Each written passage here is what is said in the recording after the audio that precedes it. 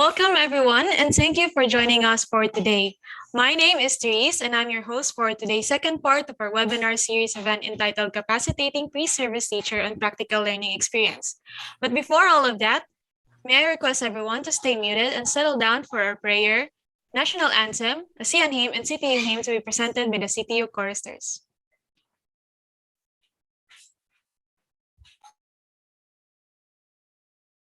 Lord, make me an instrument of your peace. Where there is hatred, let me sow love. Where there is injury, pardon. Where there is doubt, faith. Where there is despair, hope. Where there is darkness, light. And where there is sadness, joy. O Divine Master, grant that I may not so much seek to be consoled as to console, to be understood as to understand, to be loved as to love. For it is in giving that we receive. It is in pardoning that we are pardoned. And it's in dying that we are born to eternal life. Amen.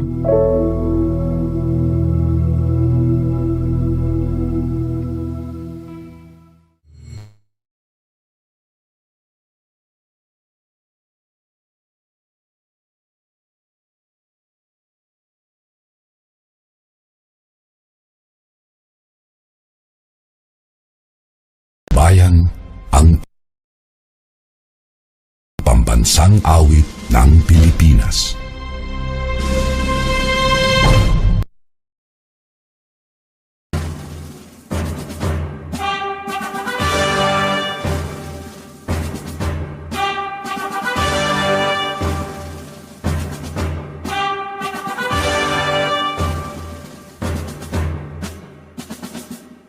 Bayang magiliw dahil sa silanganan, alam ng puso sa ibig mo'y buhay. Lupang hinirang, di ka nang magiging, sa manlulupin, di ka masisipin. Sa dagat at bundok, sa simoy at sa langit mong mukha, ay nilagang tula at awit sa palay minamahal.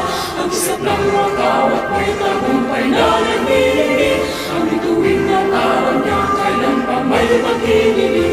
Lupa ng araw ng buwan, bakit pagsita mo'y langit sa akin mo. Ang higaya na pagkay malaki, ang mga tayo ng dahil sa'yo.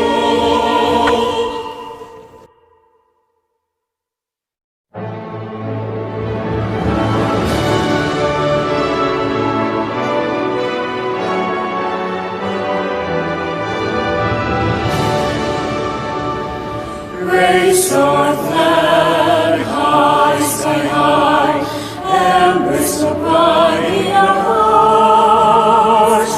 As yet we are bonded as one, looking out to the world. For peace our goal from the very start, and prosperity to us. We dare to dream, we care to share, together for us not. We dare to dream, we care to share, for it's the way.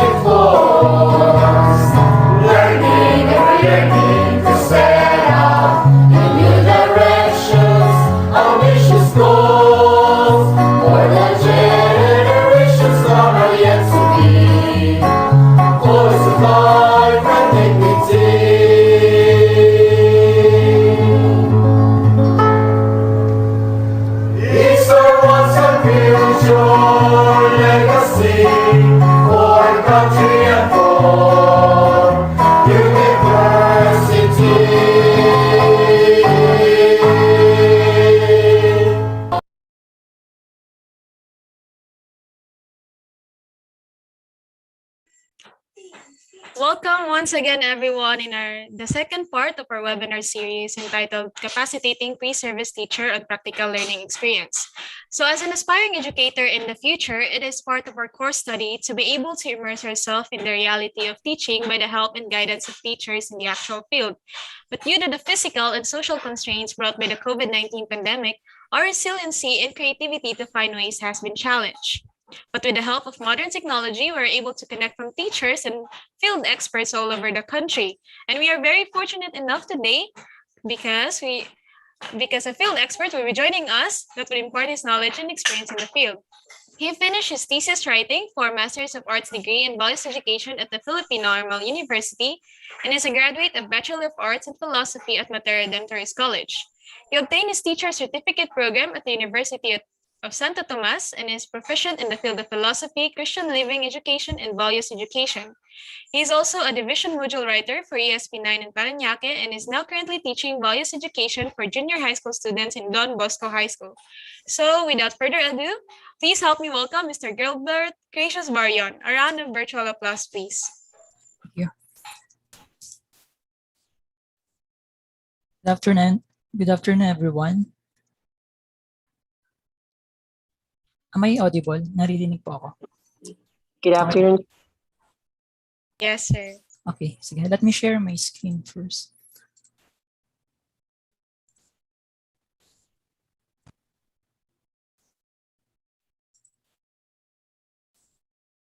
Okay, nakikita na po ba? Yes, sir. Okay. So again, good afternoon, dear teachers. No? So I can already consider you a teacher. No? And you also consider yourselves as teachers as early as now. No? So for today, I am glad and privileged to be invited as one of the resource speakers for your webinar series. No? And my topic coverage are first, appropriateness of teaching, second, on lesson development, and lastly, using appropriate assessment tools. So let me begin first with the appropriateness of teaching. So first, I will share to you our school settings before pandemic. So this is my school. It's named Don Bosco High School, Parañaque. Our tagline is Builder of Countless Achievers. Then this is our school. I think it is considered as a large school. 10 sections per grade level only. And for the classroom setup, it's like this now, very simple. If you notice, we also don't have even television and what do you call this? Projector, no? So we need to bring our own projector. So I sometimes, most of the times, we just board talk lang. Then also, sometimes we do role playing with the students. But now, yung COVID, dumating na yung COVID, no? So this is, I will share to you our learning modalities no, during the pandemic. So just to give you an idea, no, in my case, as an ESP teacher, no, our normal load is we have one advisory, then 10 sections. Then each section, we maximum of 55 students. So all in all, we handle 550 students. No? So yun yung ano namin, normal load namin. Because we only have parang twice a week only yung ESP. No? Unlike other subjects na they are 4 times a week. That's why they only handled like 4 to 5 sections only. But in our case, 10 sections. Then our default mode of delivery ng lesson is full modular. Modular talaga kami. So every before the first quarter, no, binibigyan na namin lahat ng module for the whole first quarter. So usually first, I think 7 weeks lahat ng nako-cover ng module. No? But aside from that, sometimes limited yung yung ating hard copy namin. That's why we are encouraging the students to also shift into digitized mode of yung module nila. So the government of Parañaque, they provided the students with what we call OTG or on-the-go USB, kung saan doon nakasave lahat ng modules in PDF form. So they did this because even though you do not have, or the students do not have the internet, they can still access the module using their mobile phones, or even sa TV, they can access the module nila. So that's why they consider, most especially in our case, some of our students also do not have internet connectivity. They're really struggling.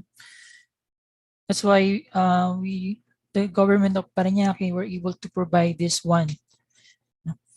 Then every quarter they will just bring the OTG. Then during distribution of module, we will just save the next quarter modules in that OTG. Then next, we also have this shared Google Drive, wherein they will also can access the modules. Now, we will just send this link to the students and the parents. Then they will just click on it. Then they can access all the modules for that for the week or for the whole quarter. So these are the efforts of the Division Parañaque to really make sure that all the students can access the module in hard copy and in digitized form. Then maybe you're also aware of this. We also have our messenger class. Each each section we have this messenger class.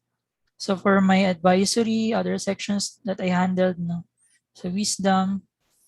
So I think nakaka-relate kayo, kasi even you, I think as a students or your teachers, you also have many messenger class.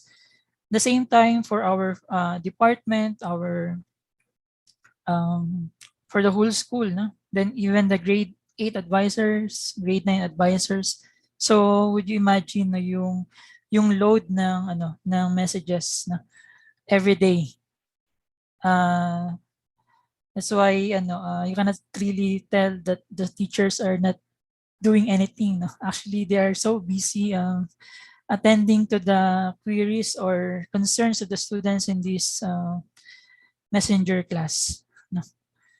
Even we have group GC with the parents also of my advisory. Sometimes they have questions, announcements, diyan namin lahat sinesend. Aside from that, also just this year, before kasi last year we are really full modular, but we are encouraged by our principal to also have an online class at least once a week. So for my case, we are twice a week meeting. Our first meeting is intended for online class. So for our online class, there I will discuss everything inside the module, and also insert different content that are not in the modules. Then after the first meeting intended for online class, the next meeting will be intended only for the answering of modules.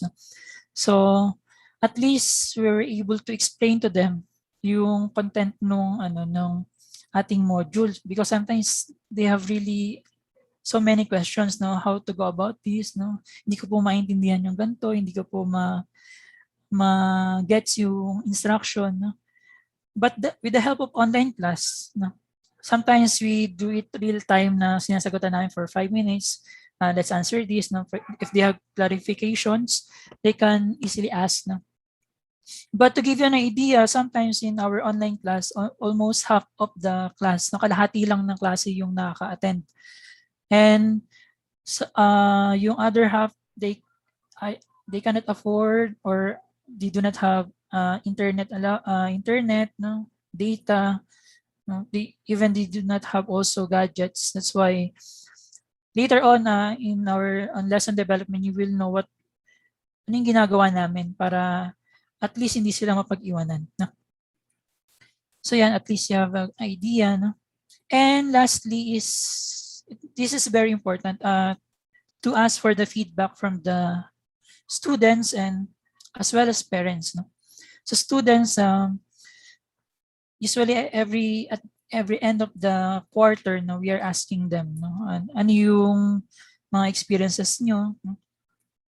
Ano yung mga natutulungan ba kayo ni teacher na magsagot na ano. So doon nila minsan anonymous lang sila, no?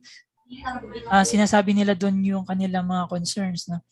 Or minsan tinatanong namin ano yung mga pwede pa nating i-improve during the online discussion or ano. Okay. So, very important yung feedback, no? Most especially in our appropriateness of teaching or methods, because why I'm telling you this now, why I'm giving you parang like a context of our situation, because this pandemic restricted us, no? Teachers to use other methods. No? Kasi ang hirap, no? Hindi na siya face-to-face unlike before na we can really assess the students or we can see their needs. No? But now it's really virtual. Ang hirap. No? You cannot ask them to open cam because it is data consuming, di ba? So sometimes you do not know what are they doing while you are teaching, no? Sometimes ganun. And you cannot observe them physically. No? So it's very important to this one, yung feedback, because when you ask their feedbacks, you will know, no, what are the things that you need to revise, no? Or what are the appropriate teaching or methods that you need to do sa next quarter, no? Since you know the data na, alam mo na yung data mismo galing sa kanila, no? So I think that's for the appropriateness of teaching. Now, the second topic naman, no, is on lesson development. Okay? Okay pa ba tayo na mabilis ba masyado or ano? Naririnig ba ako? Okay lang po, sir. Okay na, sige. Sige. So now let's proceed sa lesson development. So this is one of the examples of my lesson in ESP. No? So first, of course, I will introduce myself. I'll just run through with some parts of my lesson. No? Then that's important. I usually ask my students first to if I can record our lesson, no? Bakit? Kasi later on, yun nga sinabi ko kanina, yung recorded na sa Google Meet, yung link na yun, yung recorded video na to, ayun yung sisend ko mamaya doon sa aming group chat, no? For the sake of those students na hindi naka-attend. Sige yan. Of course, we start with the prayer, no? Papasadahan ko na lang. Yan. Then also, again, I will greet them. Yan, sa attendance. Ito na yun. Ito yung sinasabi ko kanina. Mga gawain para sa mga hindi naka-attend sa ating online class. So, later on, since recorded na siya, yung link ng recorded video na to, yun yung sisend ko doon sa aming group chat. No? For the sake ng mga hindi naka-attend. Of course, you cannot judge the students, no, why they were not able to attend, no. So always we give them the benefit of the doubt na marahil yun nga walang data, no, or internet, no. But at least through this effort, no, if they have the time, kung meron na silang data, no, they can still catch up and watch yung discussion namin, no. Para hindi siya discriminating somehow, sometimes ganun. Then just to give you an idea sa attendance kung paano ko siya ginagawa, no? Merong extension sa Google Meet wherein you can track yung attendance ng mga bata. It's like this, no? I do not know if you are aware. I think some of you already aware of this, no? But it is very helpful because you know the name of the students who are attending your class, then how long they attended your class. So makikita mo dito, may 7 minutes lang.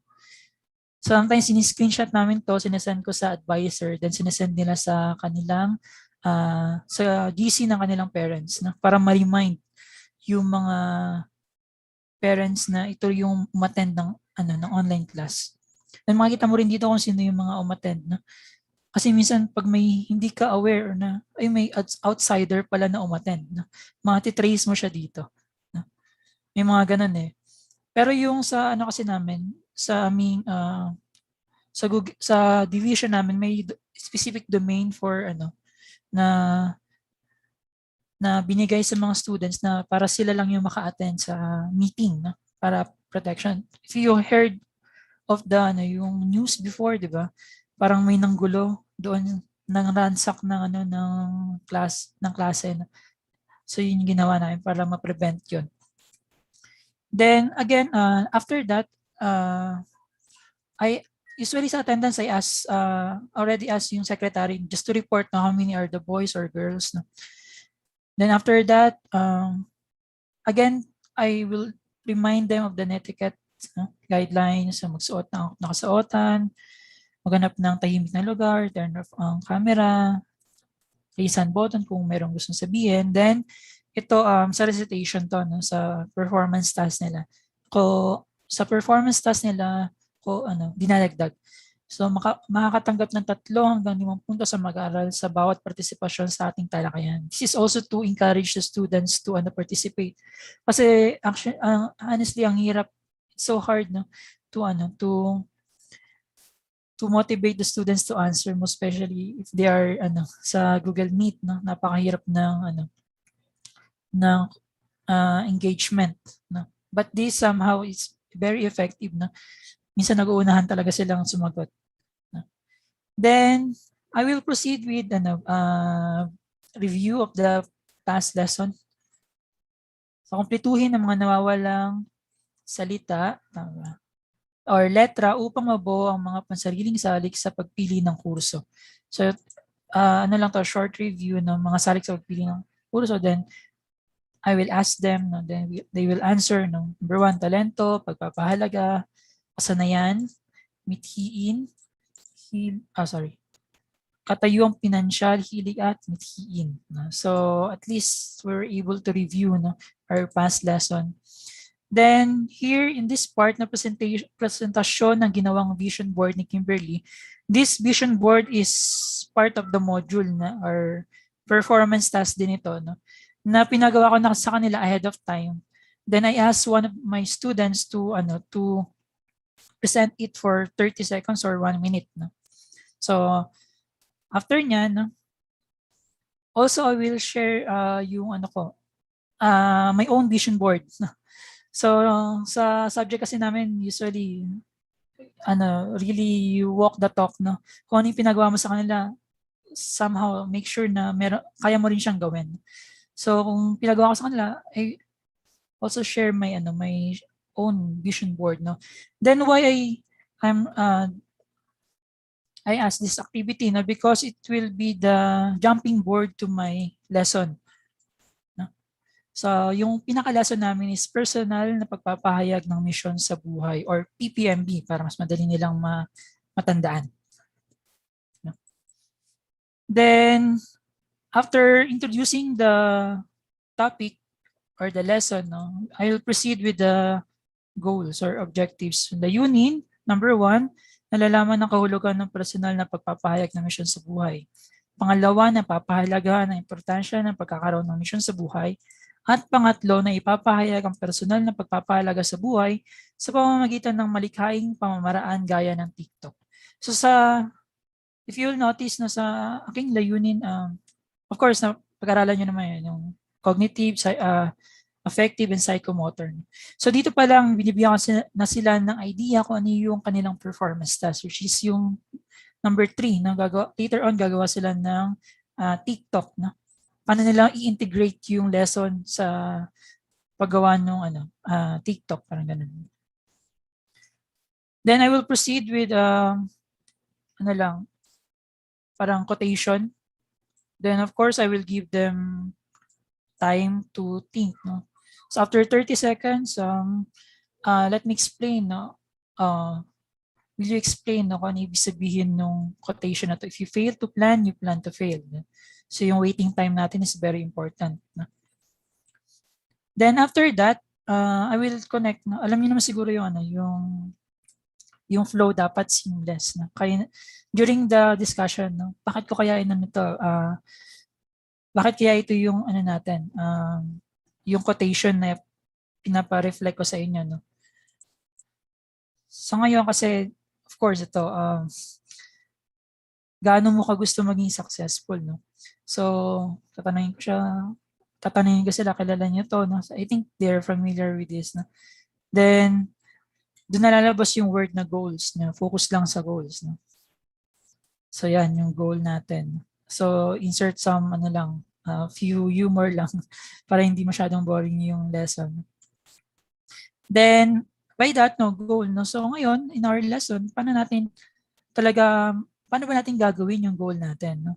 Ano ba yung mga guidelines natin? So, meron tayong tinatawag na personal na pagpapahayag ng misyon sa buhay. So, in this part, parang content na siya, no? Dinidiscuss ko na yung content, no? So, ito ay katulad ng isang personal na kredo, isang motto na nagsasalaysay kung paano ninanais na dumaloy ang iyong buhay, no? Ito ay magiging batayan sa iyong gawain ng mga pagpapasya sa araw-araw. Ngayon, paano kaya magiging makabuluhan ang pagpapahayag ng misyon natin sa buhay? So merong sinasabi, ito, kilala niyo ba to? No? So parang ganun na yung flow natin. Ayon, meron diyang isa, sinabi si Stephen Covey. No? So mayroon siyang 4 na sinabi na hindi ko na So more on para to give foundation dun sa pinaka-lesson natin, no, from a specific author or known person. Then, para mas maintindihan natin, no, kung paano gumawa ng PPMB or personal na pagpapahayag ng misyon sa buhay, no, magkakaroon tayo ng laro. No. Ito yung tinatawag na word jumble. So, this is still part of the content. No. Ginawa ko na lang siyang game-based para at least hindi lang full discussion. No. And to make the students yung discussion engaging. No? Ayusin ang mga letra upang mabuo ang gustong salita na ipinapahayag ng bawat pangungusap. So yan yun. Okay. So yan. Ano ito? No? Kailangan lahat ng isinusulat mo dito ay partikular kung kaya't mahalaga na ikaw ay magnilay upang makita mo ang nais mong tahakin. So usually, active naman yung mga students niya. No? Mag-raise hand button lang sila, then they will guess yung answer. No? Then of course, you will reveal, no? Specific. No? Then next naman. So yan. Measurable. Then, ano kaya ito? Attainable, relevant, and time-bound. No? So pag pinagsama-sama natin itong lahat, no? Specific, measurable, attainable, relevant, and time-bound, ano yung mabubuo nating acronym? So, Smart, sir. Okay, smart, no? Yes. It's very important, effective yung tinatawag na yung mga acronym, no? PPMB, para mas madali nilang maalala, no? So, just remember, be smart, no? Specific, measurable, attainable, achievable, relevant, and time-bound. Dapat ganun daw yung ating PPMB, yung personal na pahayag ng misyon sa buhay. So, yan, no? Okay, no? Halimbawa ng pagpapahayag ng misyon sa buhay. So, kunyari dito, may in-invite akong parang bata, no? Or audience na, ayan. Para mas magkaroon sila ng idea kung paano nila gagawin yung sinasabi ko. Kasi more on, siya, di ba? Parang theory or parang dito lang lagi, na. Ngayon, paano siya i-apply, no, sa totoong buhay? Ayan. Magandang hapon, ako si Juan at nais kong ibahagi sa inyo ang aking PPMB. So specific, lalagay mo dito, sa hinaharap ay ninanais kong maging isang mahusay na doktor. No? Specific siya. No? Gusto niya maging doktor. Measurable, ito ay makakamit ko sa pamamagitan ng pagsusumikap sa abot ng aking makakaya at ipapasa ko ang aking physician's licensure exam. So measurable siya. Parang ano siya, quantifiable na yan. Yung pagpasa niya sa exam. No? Then attainable sa tulong ng grasya ng Panginoon at mga taong naniniwala sa aking kakayahan. Relevant, paano siya maging relevant? Gusto kong makatulong sa aking mga kababayan na may sakit lalo na kung walang pambayad sa ospital at pambili ng gamot. At time-bound, sa awa ng Diyos, gusto kong maabot ang pangarap kong ito sa loob ng 10 hanggang 15 taon. So yun yung example ng PPMB or personal na pagpapahayag ng misyon sa buhay na sinusunod yung format ng SMART. So, I hope na yung mga students nakakasunod sila na kakaroon sila ng idea kung paano, pag sila na mismo yung tinanong ko or when I ask them to make their own PPMB, they can just follow these simple steps. So ngayon, okay. After that, ito na yung processing part natin, yung sa affective part ng aking layunin. Bilang mag-aaral, paano makatutulong sa iyo ang pagkakaroon ng PPMB? Ano nga ba yung kahalagahan nito? So again, I will give them yung time to think. And dito, insert ako ng ICT integration using hindi siya application, Padlet. Parang website lang siya. I think some of you is already familiar with this Padlet. Pag lang siya, isasend ko lang yung link dun sa chat box ng Google Meet. Then once they click it, madadivert na sila yung yung kanilang monitor doon mismo sa Padlet. If you don't have idea, ganito yung itsura niya. Ayan, para siyang word wall kung saan nila pwedeng isulat yung kanilang sagot dun sa tanong. So yan yung mga yung example nun. Tutunan ko na maging maganda yan. Sa inyo mga sample na sagot nila. Marami yan, lahat sila magsasagot for 1 minute. So yun. Then after that, so nalaman na nila yung kahulugan ng PPMB, paano gawin to, kahalagahan nito. Ngayon, i-apply na nila. Ngayon, i-apply na natin yung ating natutunan sa pamamagitan ng tinatawag na, I think familiar na sila dito, gustong-gusto nilang gawin to lagi is yung TikTok. So here, parang in-integrate ko na lang yung lesson sa kung saan sila familiar or yung interest nila, which is yung TikTok. Para maging creative yung presentation. So for supplementary performance task number 2, so if you'll notice supplementary performance task, wala siya dun sa module. Since yung module naman parang list lang siya, pwede ka pa mag-innovate or mag-add ng content. So ito yung example na additional content sa module. Hindi yung ito yung module, ito lang talaga yung kasi you need really to go to innovate nga para mas maging interesting yung klase. So for that, of course, muna yung mga panuto na bumuo ng sariling personal na pagpapahayag ng misyon sa buhay or PPMB, kinakailangan ito ay nagtataglay ng mga elemento ng specific, measurable, or SMART. Upang maging mas malikain ang pagpapahayag nito, ito ay gagawin sa pamamagitan ng TikTok. Ang mag-aaral ay bibigyan ng 1 linggo para gawin ang supplementary performance task. Gamitin ang hashtag PPMB challenge para makita ng guro ang inyong ginawa. So if you'll notice, I give them an allowance of 1 week. Hindi yung diniscuss mo ngayon, then mamaya andyan na agad. Kasi allow the students to think, to explore. Kasi I noticed this before, nag-performance task kami, then kinabukasan na agad. Maraming magagaling na students na syempre hindi lang naman ikaw yung subject nila.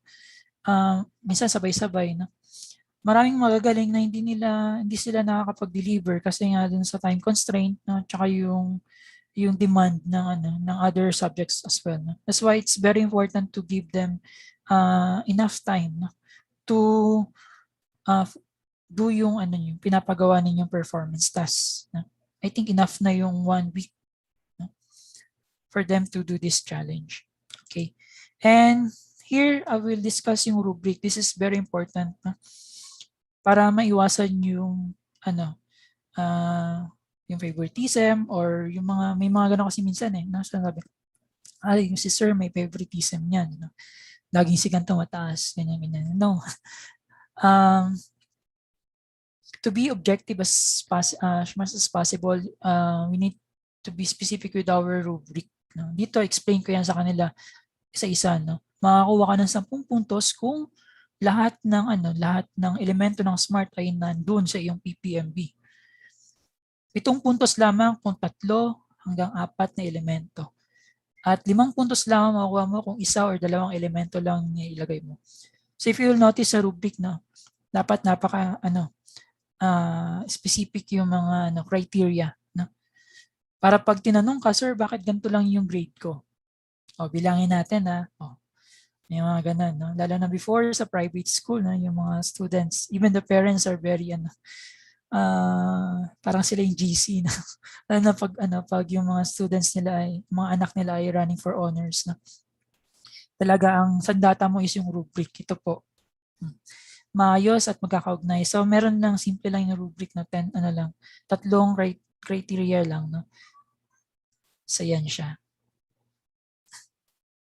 And then ayun, halimbawa ng performance task video sa TikTok. So usually I also give them link na sa Google Drive para makita yon. Para at least meron silang concrete idea kung ano yung gagawin nila. No? Meron din ako example dito nilagay. So parang ganito. Wait lang.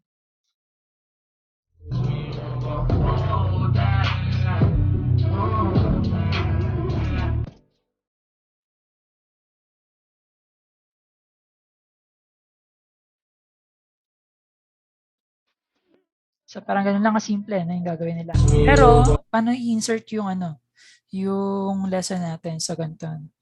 So sa number 1, parang personal na pagpapahayag ng mission sa buhay. Then part ng specific, dito nila ilalagay, no? Measurable, and so on and so forth. No? So yan yung gagawin nila.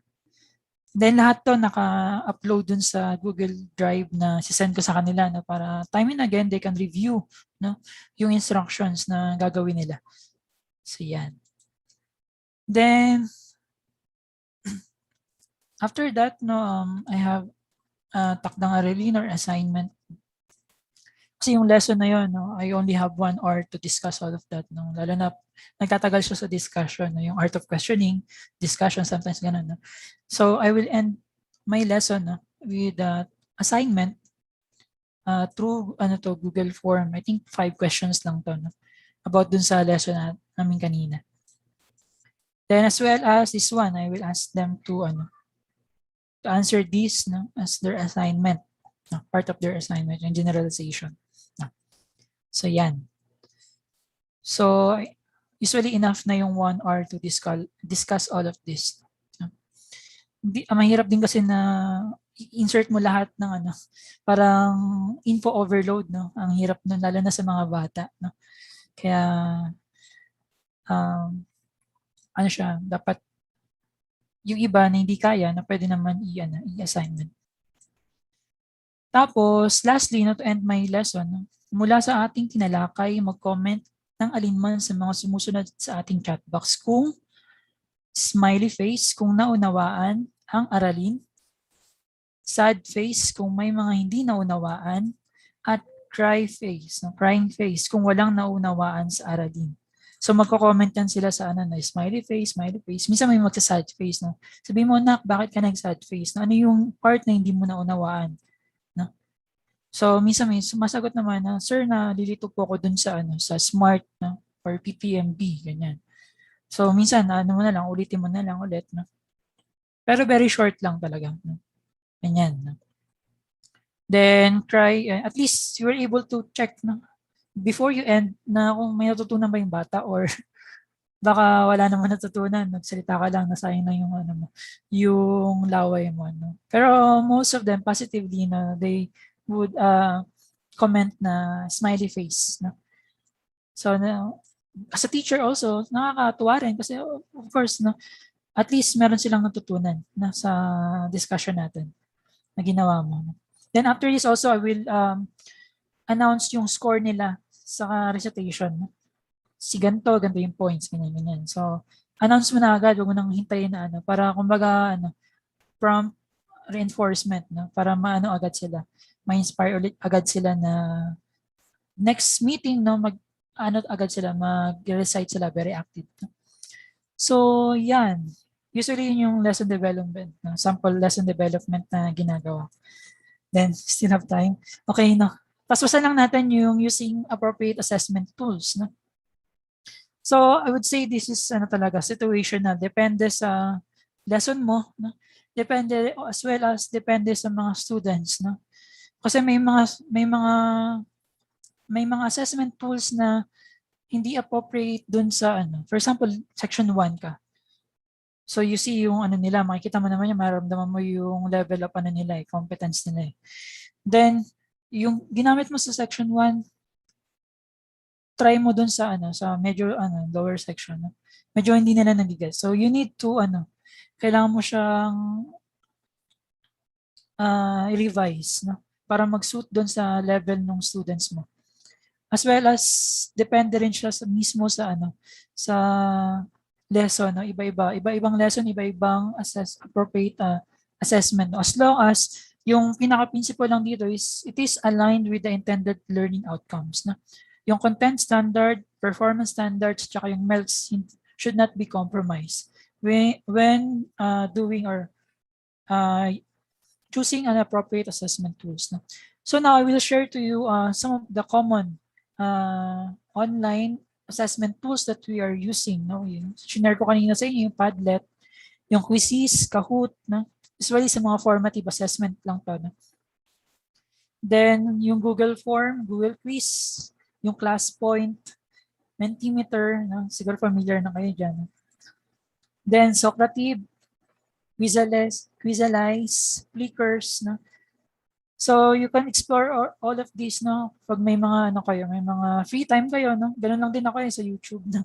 Pag may free time ako, nag-search lang ako, no? Ano kaya yung pwedeng magandang gamitin for my class for this week, ganun. Then Quizlet, Creeper, Google Classroom, no? And this one, no, mga indirect assessment na to, no? During celebration ngayon, November, we celebrate yung Values Month celebration. No? These are the posters that I made for our program. No? Spoken word poetry, TikTok challenge sa grade 7. So yung mga ganyan, no? Wherein they can showcase their talents or learnings. No? Sama makikita mo yung kanilang yung natutunan nila. No? So yan.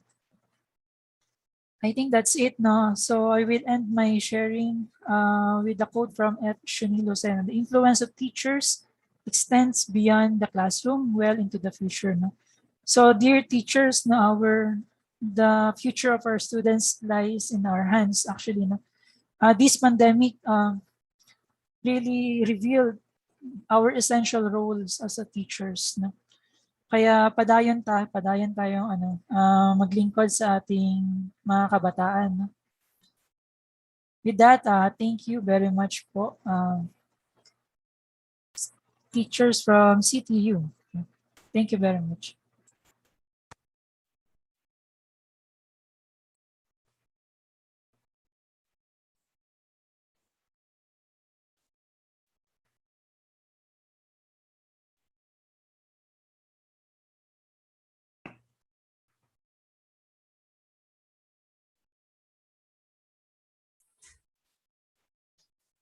Thank you, sir, for your presentation. Without a doubt, that was very informative and helpful to all of us aspiring teacher, especially when you discuss about the difference in the teaching and learning activities before and during the pandemic, and how technology and innovation is important for us and helpful to us aspiring teachers. So now let's move on to the next part of our program, the question and answer segment, where selected students from BSed Science 4B3 have prepared some questions for you to answer, sir. So the first question would be coming from Mr. Archie Pino. Mr. Archie Pino from BSed Science 4B3, take it away. Good afternoon, sir. My name is Archie Pino. I am from BSed Science 4B3, and knowing that we are in like a new set of education, sir, given that the students in the online education have a wide access on the internet, which they can use to cheat during examinations, sir. What are the modifications in your tools, sir, in assessing the students in order to minimize their academic dishonesty? Okay, thank you for that question. So, what are the modifications I use? Wait lang. So first, I modified my my assessment na or questions na assignments to be more subjective. No. What do you mean by subjective? More personal questions. For example, sa topic namin or lesson namin about lipunang pang-ekonomiya. No? So lipunang pang-ekonomiya, I created question or assignment na, for example, no, ikaw yung inatasan, bilang estudyante, ikaw yung inatasan ng magulang mo na mag-budget, na meron kang 2,000 pesos na pera para budgetin para sa iyong pamilya. No? Paano mo ito ba-budgetin for the whole week? No? So, I think to make, since I make it more personal, no, hindi naman siguro nila ma-search yung sagot dun sa internet. And kasi pag objective type of, when you say objective, di ba, yung mga multiple choice, mga definition, mga true or false, na sometimes na-search yun sa internet eh. So, I make it more personal, subjective. No? So, yun, makikita ko dun na talagang sila yung gumawa kasi iba-iba talaga yung nila, yung ginawa nilang activity. No? Ito yung pagbabudget nila, nakikita ko doon. No? Paano nila pinagkasya yung 2,000 pesos. No? Then after that activity, na we'll just ask them, no? Bakit kaya mahalaga yung pagbabudget? No? So I think if they really the one who made that, no, makikita mo naman na masasagot nila yung tanong na yun. No? Ano kaya yung mangyayari kung hindi mo hindi na budget ng tama yung yung 2,000 pesos. So doon nalalabas yung processing questions. No? So instead of objective type of assessment, no, like multiple choice, true or false, not fill in the blanks, I know that yung answers nila ay through that personal questions na ay talagang sila gumawa. No? So yun, usually ganun. More personal questions rather than objective type subject or Thank you. Thank you, sir.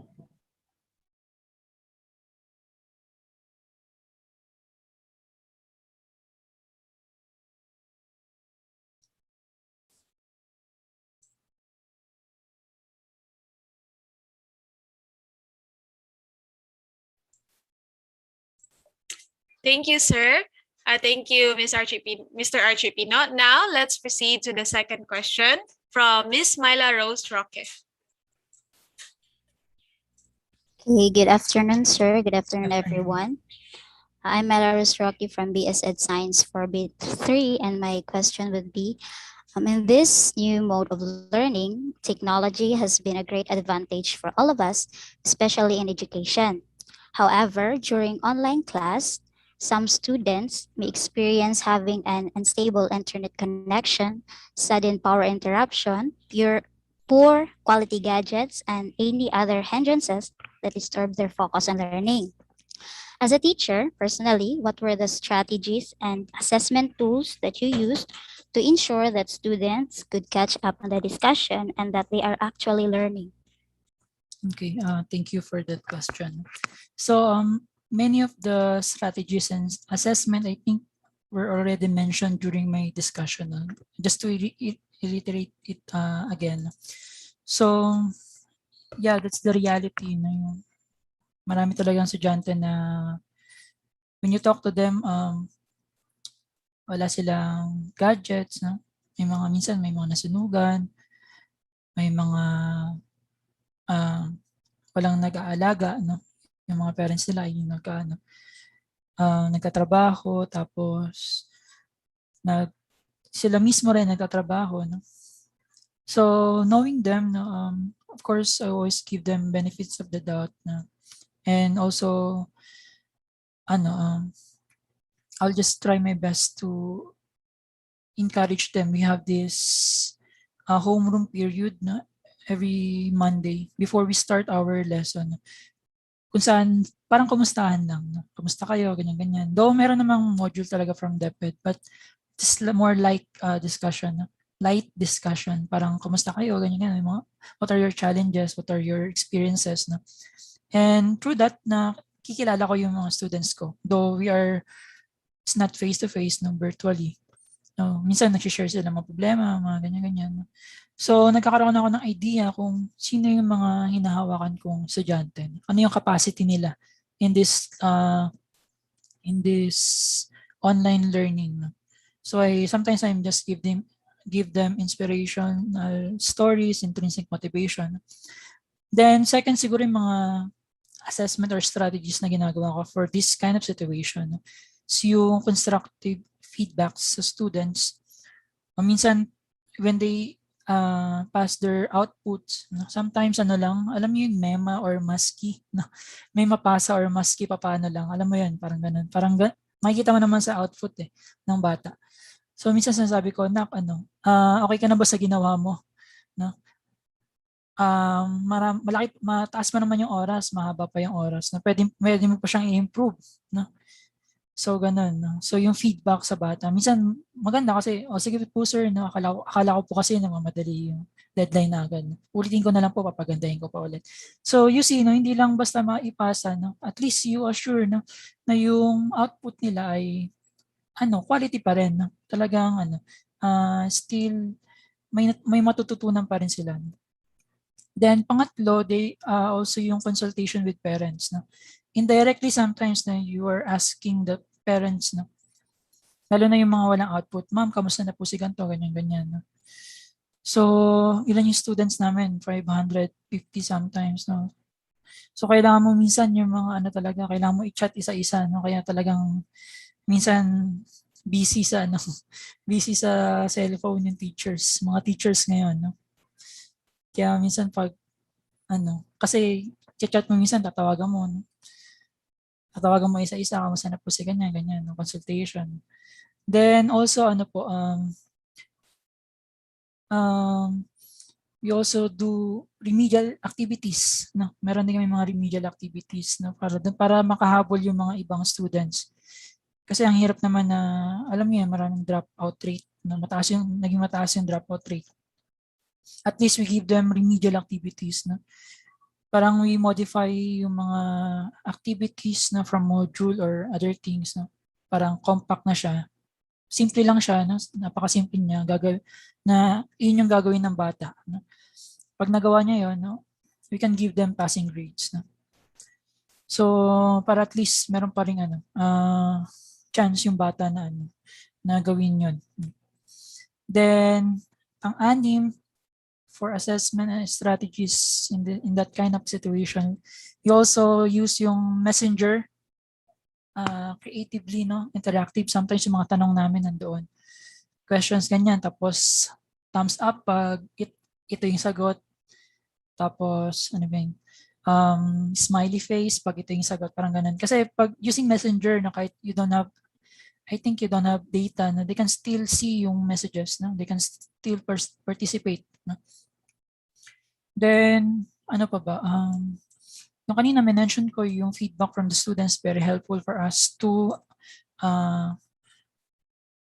parang redesign our strategies no, for that particular situation. Then yung mga positive reinforcement, sometimes yung simpleng pag-aano mo ng top 10, no, best in ESP, mga ganun, no. Minsan nakakatawa sila kung makikita mo pina-post nila sa sa FB nila, no, or sa My Day nila na top 5 ako, ganyan ganyan. No? So you do not know na it can really motivate the students to to study. No? Then lastly, siguro yung pinaka-last resort is yung home visitation. No? Punta mo talaga sa bahay nila pag hindi mo talaga makontak. No? Kailangan mo puntahan sa bahay nila. No? Marami akong co-teachers na gano'n talaga, very martyr. No? Napaka-heroic kasi syempre, di ba? Hindi mo alam yung lugar, no? No pandemic pa ngayon. No? But most of them, no, they are really going home visitation para lang makamusta yung bata, no? At makahabol, no, sa pag-aaral. So I think that's all, no. Yun po yung mga ginagawang strategies and assessment namin. Thank you, sir. Now, let's proceed to the third question, sir, from Miss Casey Jane Sobremonte.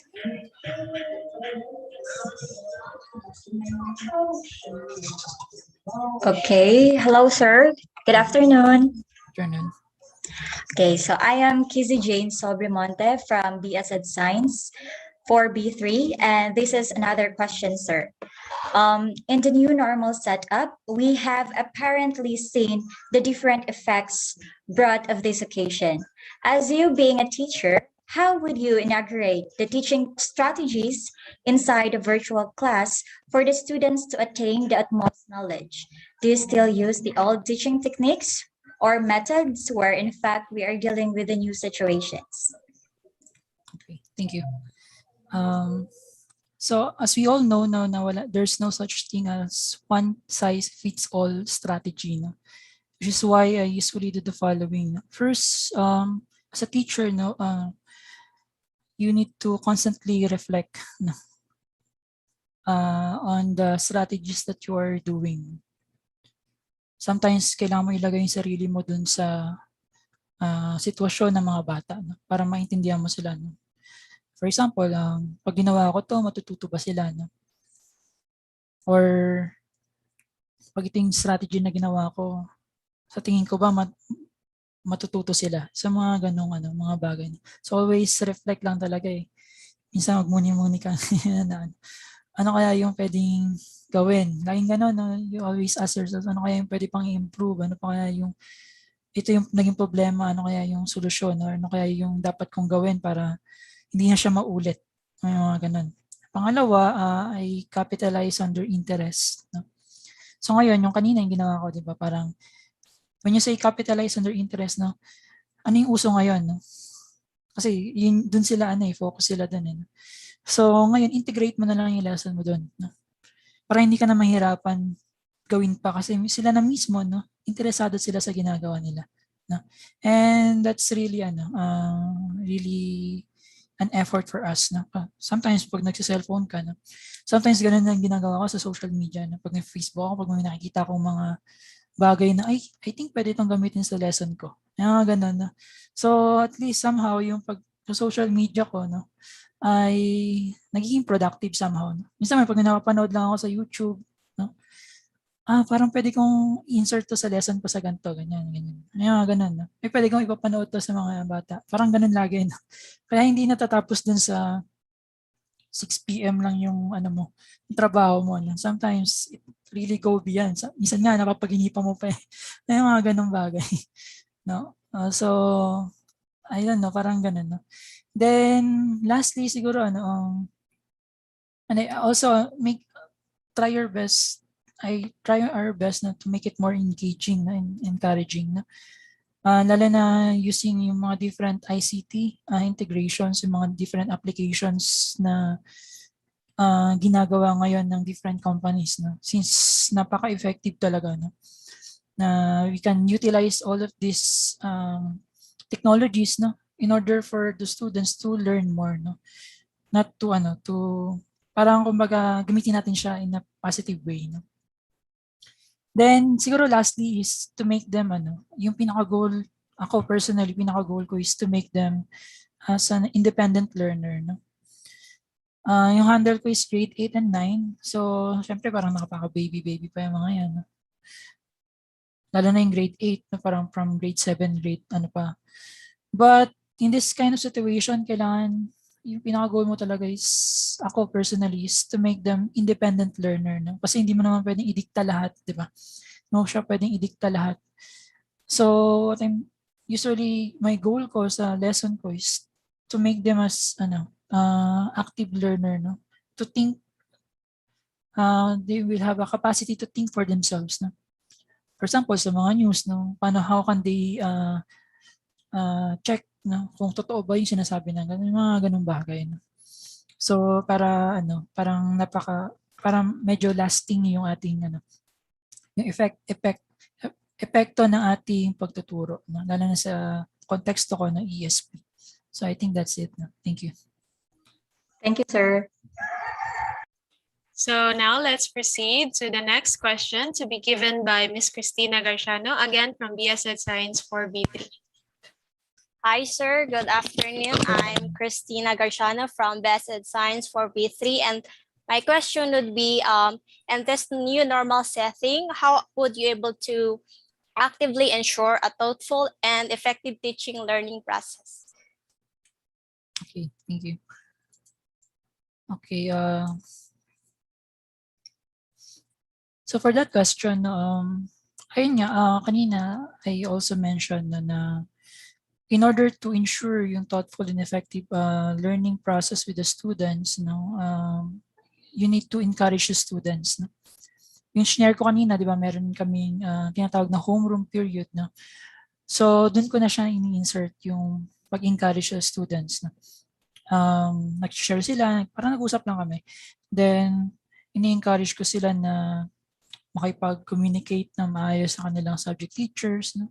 Makipag-collaborate sa kanilang classmates also, no? As well as to me as their advisor, na para maganda yung simula ng week nila. No? Then also as an advisor also, I also communicate yung kanilang mga outputs, no, para maging kumbaga effective yung teaching learning process. At least alam mo na may natutunan yung bata. No? I always communicate with their advice. Yung mga hawak ko sa iba, advisors nila or sa parents nila. No? Kung kamusta na yung bata, ganito, parang ito yung status ng bata, no? Ito po yung mga pinasa niya usually, ganyan. So, usually yung mga hindi nakapagpasa, no? To make sure na may natutunan pa rin talaga sila, you need to really constantly follow up them. No? Kaya sometimes talaga kailangan mong mag-give na extra efforts. No? Minsan kahit gabi na or umaga pa lang, no? Kailangan mo na silang i-follow up isa-isa. Imagine 550 students na. Tapos pag magpapasa yan ng output dito sa cellphone, talagang loaded yung yung messenger mo. No? So ganun. Kaya ay yung mga effort na ginagawa ko bilang teacher, no? Pero yung pag-receive nila is another story, no? Depende kung magko-cooperate sila, no? Kasi we cannot say naman lagi na teacher factor, di ba? Na laging gano'n, maririnig niyo yan na pag nasa field na kayo. Teacher factor yan kasi walang ginawa si ganito, ganyan. Or baka nagkulang na effort si sir, si ma'am, ng ganyan. No? Pero sabi nga ni St. Augustine, di ba? God cannot save us without us. No? Kumbaga, kahit binigay mo na lahat ng efforts mo, no? Kung yung bata hindi talaga makikipag-cooperate, no? Nag-home visitation ka na, nag-remedial ka na, lahat na ginawa mo, no? Pero hindi pa rin talaga nakipag-cooperate. So, that's his freedom, no? And he should be responsible for that freedom, no? Share ko lang, may experience akong ganyan, no? Yung sa advisory ko before. I think na gawa ko naman na lahat yung pwede kong gawin, no? Then, ayun nga, hindi pa rin talaga siya nakipag-cooperate. Hindi ako sinisin. Minsan pag natawagan ko, di ako sinasagot kahit yung magulang ayaw makipag-cooperate. No? Kahit punta mo na sa bahay, no? Pinunta mo na, nagkaroon kayo ng kasunduan. Then, after a week, wala pa rin. Parang, so, nangyari, bumalik, naging repeater siya. Then, sabi ko, sige lang, no? Siguro ano yan, kumbaga yun yung hard lesson na kailangan niyang matutunan no? Sa buhay. No? Na akala niya kasi papasa pa rin siya. No? Kasi, ay, ano naman eh, papasa pa rin naman ako ni sir. Sabi ko, hindi, no? Wala ka namang effort na talagang ano, hindi ko nakita, kahit yung mga subject teachers na, hindi namin nakita yung effort mo bilang estudyante. So, yung magandang nangyari ngayong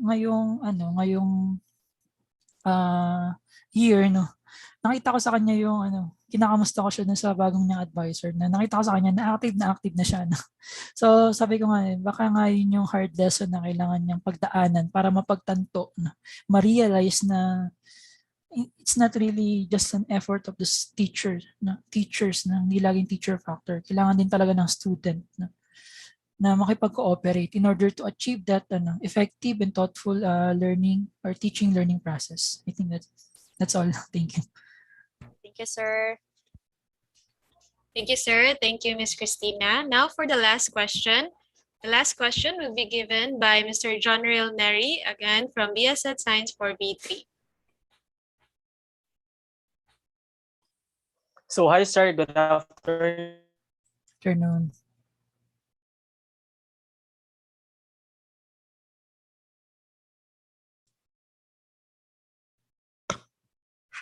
So here's my question. Given that we are in an online platform of learning and knowing that teachers are having a hard time providing the necessary materials for the learners aligned with their lesson, how could you say that the assessment you are going to give them is appropriate? Okay. Thank you for that question. How can I say that my assessment is appropriate? Na siguro I-mention ko na rin siya kanina na in order for it to be appropriate, it should be aligned of always intended learning outcomes. No? So yung MEC's most essential learning competencies, content standard, tsaka performance standards should be vertically aligned. No? So in the context of my subject, ESP, na sometimes it is simple to assess yung content knowledge nila, yung nalalaman nila, or whether they meet yung content standards. No? But when it comes to performance standards, no, on the other hand, it's completely a different story. No? To give you an idea, yung one of the performance standards sa ESP, no? Sabi doon, may isa sa buhay ang tunay na pasasalamat sa Diyos. No? Specifically, paggawa ng mabuti sa kapwa. So yun yung performance standards na yun yung dapat ma-apply nila. The question is, paano mo make sure na nagagawa nila yun? Di ba? Di mo naman pwedeng obserbahan sila 24 hours. Di ba? Obserbahan mo sila, gumagawa ka ba ng maganda sa kapwa mo? No? Siguro, nagagawa mo ngayon, pero paano mo siya gagawin? Paano mo siya may imbibe talaga as your personality? No? So, I think that's a difficulty even before pandemic sa subject namin ESP, no? Kasi hindi lang basta matutunan ng bata eh. Kailangan nilang matutunan at may apply yung kanilang natutunan. That's really a challenge for us even before no, sa pag-assess namin no, sa mga bata. No? Paano namin gagawin yung lesson no, na maging really a holistic formation ng mga bata. No? So I would say, assessment, in order for it to be appropriate, should be aligned, of course, to that intended learning outcomes. Thank you, sir. And thank you for the students who participated in the question and answer segment. Now may I call on Ms. Jonna May Bunghanoy, who would share her brief reflection and insight for today's webinar. A round of virtual applause, please, for Ms. Jonna.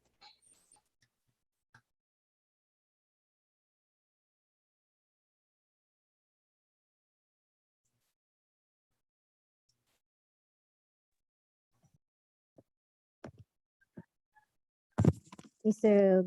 Gilbert Crashes B. Barn, our speaker for this second webinar. Mr. Jabin Liguma, our instructor for Field Study 1. Aspiring teachers, ladies and gentlemen, As we embark the end of this webinar entitled Capacitating Pre-Service and Practical Learning Experiences, allow me, Jonomy Bonghanoy from BSED Science 4B3, to impart my insights regarding the discussion we had with our dear speaker. For the topics of appropriateness of teaching and lesson development and using appropriate assessment tool, we indulge ourselves with highly significant teaching experiences and advices by Mr. Barron. Amidst this catastrophic dilemma, numerous teaching strategies arises complementing the online and modular flexible learning system. As such, in the new normal of teaching, Mr. Barron also highlighted the significance of feedback from the students and parents, especially on the appropriateness of teaching. In such way, the concerns and needs of the students can be addressed that will generate a modified and more effective teaching strategies. As for those students who are not able to attend the online discussion, a separate supplementary activities will be given as consideration for their absence in the class. This reminds me to be more considerate to the students' end, since there are always a reason behind their low performances. The relevance of SMART criteria and three domain of learning and the engagement of the students and the integration of the list of the lesson was one of the teaching strategies utilized by Mr. Barron in his teaching profession.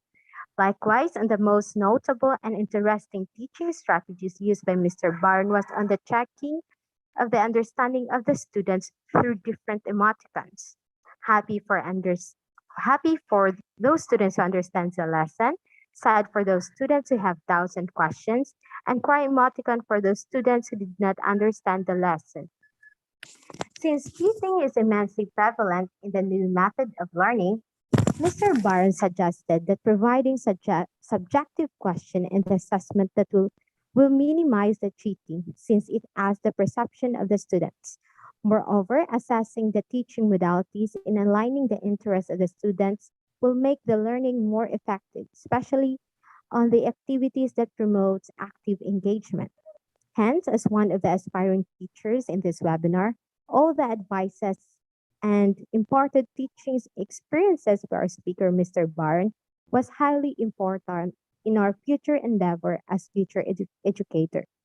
Furthermore, in behalf of you all, I should like to thank our resource speaker, Mr. Gilbert Crashes B. Baran, Mr. Jabin Duguma as our FS1 instructor, the committees behind this webinar, and all the valuable personalities in which, without doubt, helped the success of this webinar.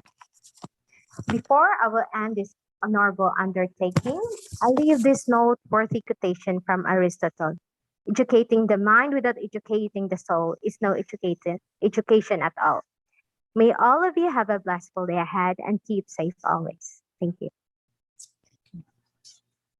Thank you, Ms. Jonna, for sharing your reflection and learning for today's second webinar event. Indeed, like Ms. Jonna, we have learned so much about appropriateness of teaching, lesson development, and using of appropriate assessment tools condensed in a nutshell thanks to our speaker. Now, to express our sincerest gratitude for our resource speaker, we would like to present this token of appreciation to be presented by the head of technical team. So please allow me to read the citations in the certificate. Republic of the Philippines, Cebu Technological University Main Campus, College of Education, R. Palma Street, MJ Cuenco Avenue, Cebu City, certificate of appreciation is presented to Mr. Gilbert Gracious Baryon for imparting his valuable knowledge and insight as resource speaker during the second webinar on capacitating pre-service teachers and practical learning experience. His exceptional performance has contributed significantly to providing superior service to us aspiring educators. Given the 13th of November 2021, to be signed by the Associate Dean of College of Education, Mr. Danilo F. Sibi, Doctor of Developmental Education, and the Dean of College of Education, Mr. Raylan G. Capuno, Doctor of Philosophy and Developmental Education. So before we formally end our webinar event for today, we will now be having our photo opportunity with our resource speaker, Mr. Gilbert Baryon, together with a participant. So I would like to request all the participants to turn their cameras on and put their best smiles in the count of 5. So let's turn on our cam. And in the count of 5, let's put our best smiles. 5, 4, 3, 2, 1. Smile. Again, for the next page. 5, 4, 3, 2, 1. Thank you, everyone. You may now turn off your cameras. So to formally end our event, we would like to thank all the people who made this webinar possible. First of all, to our Almighty Father, the all-knowing and planner of all things. To our ever-supportive Mr. Advisor, Mr. Javed Diguma, thank you, sir. To our moderators, Technical Committee, Logistics Committee, and Finance Committee who showered their time, talent, and treasure, thank you. To my fellow students who actively participated and stayed with us for today's event, thank you. And most especially to our speaker, thank you, sir, once again, for sharing your time and wisdom to us. Truly, it motivated most of us, or all of us, in pursuing the teaching career in the future. So before we leave this webinar, I would like to share this quote from our speaker, or as what our speaker presented from Mr. F. Yunel Jose. The influence of teacher extends beyond the classroom well into the